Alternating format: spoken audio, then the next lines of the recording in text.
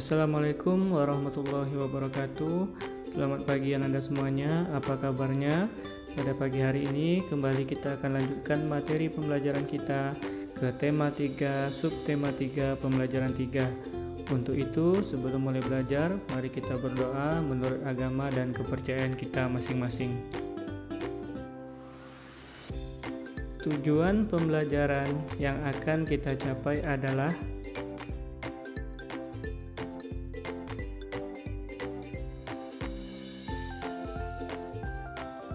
anak-anak hebat. Pada pertemuan yang lalu kita sudah membahas tentang rangkaian seri dan rangkaian paralel. Kemudian kita juga sudah membahas tentang persamaan dan perbedaannya. Nah, hari ini kita akan lanjutkan kembali materi kita pada rangkaian campuran. Untuk itu, simaklah teks eksplanasi berikut ini. Rangkaian lampu di kelasku. Rangkaian listrik seri dan paralel banyak dipakai buat penerangan di berbagai tempat. Rangkaian seri sering banget kita lihat pada hiasan pohon Natal atau hiasan pada pohon-pohon besar di sepanjang jalan raya. Pada dasarnya, dalam kehidupan sehari-hari, terutama di rumah, rangkaian listrik yang mengakomodir arus energi buat penerangan adalah merupakan gabungan dari rangkaian listrik seri dan paralel. Rangkaian ini dikenal dengan nama rangkaian listrik campuran. Dengan demikian, kedua jenis rangkaian ini akan saling melengkapi satu sama lainnya. Seperti halnya lampu di kelasku yang menggunakan rangkaian listrik campuran. Terdapat 3 buah saklar dengan 4 buah lampu di kelas. Saat saklar 1 atau S1 dinyalakan, maka yang menyala adalah hanya lampu 1 atau L1.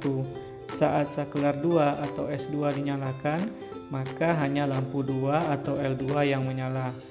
Saat saklar 3 atau S3 dinyalakan, maka lampu 3 atau L3 dan 4 atau L4 menyala. Dengan kondisi tersebut, maka rangkaian seri pada lampu di kelas adalah L3 dan L4. Sedangkan rangkaian paralel adalah L1, L2, dan L3, L4. Rangkaian paralel akan sangat membantu sekali penghematan biaya listrik, karena kita tidak perlu menyalakan semua lampu saat cuaca tidak terlalu gelap. Kita hanya perlu untuk dapat menyalakan lampu sesuai kebutuhan. Cermati kembali teks eksplanasi tersebut, kemudian temukan kosakata non baku dan kalimat tidak efektif dalam teks, kemudian perbaiki. Tulis dalam tabel berikut ini. Sekarang, coba temukan informasi penting dari teks eksplanasi tersebut sesuai dengan urutan paragrafnya. Mulai dari paragraf 1, paragraf 2, dan terakhir paragraf ketiga. Nah, sekarang kamu akan belajar untuk menjadi seorang penemu cilik. Anak-anak hebat, seharusnya pada pertemuan ini kalian akan mengamati rangkaian lampu yang terdapat pada satu ruangan yang ada di sekolahmu. Berhubung kalian belajar dari rumah, tugas ini akan kita ganti dengan mengamati rangkaian lampu yang terdapat pada salah satu ruangan yang ada di rumahmu. Nah, perhatikan langkah-langkahnya. Yang pertama, pilihlah satu ruangan yang ada di rumahmu.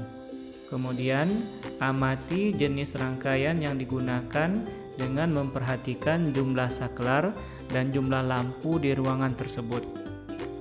Nyalakan dan matikan saklar untuk mengetahui posisi lampu yang menyala dan yang mati. Catat hasil pengamatanmu. Kemudian, gambar rangkaian lampu tersebut sesuai dengan hasil pengamatan. Simpan hasil kerjamu untuk digunakan pada pertemuan berikutnya. Cukup sekian pembelajaran kita hari ini. Lebih dan kurang, Bapak mohon maaf yang sebesar-besarnya. Dan Bapak akhiri dengan Assalamualaikum warahmatullahi wabarakatuh.